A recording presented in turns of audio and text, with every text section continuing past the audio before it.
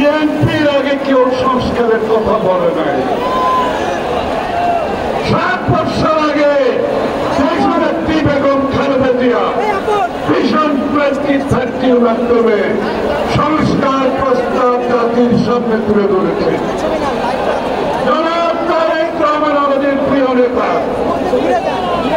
2 বছর আগে বিএনপির পক্ষ থেকে 27 দফা সংস্কারের কথা বলেছে।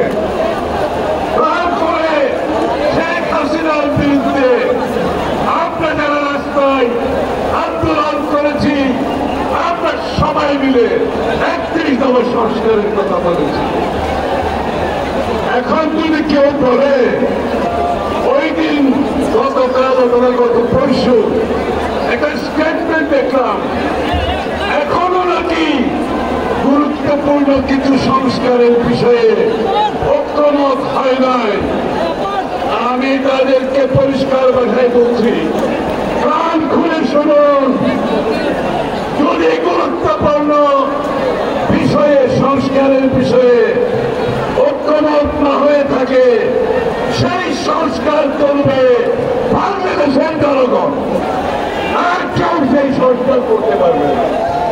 আমাদের জনগণ যেখানে ঐক্যমত হবে না, যতই গুরুত্বপূর্ণ হোক সেই ঐক্যমত বাংলাদেশের জনগণের ভোটের মাধ্যমে ব্যালটের মাধ্যমে গুরুত্বপূর্ণ সংস্কারের সমাধান হবে, আপনাদের মাধ্যমে হবে না।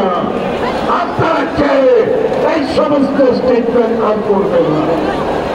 আর বিচারের ব্যাপারে বলছি, আমাদের মতো ক্ষতিগ্রস্ত কেউ হয়েছে? বিএনপির মতো ক্ষতিগ্রস্ত কেউ হয়েছে?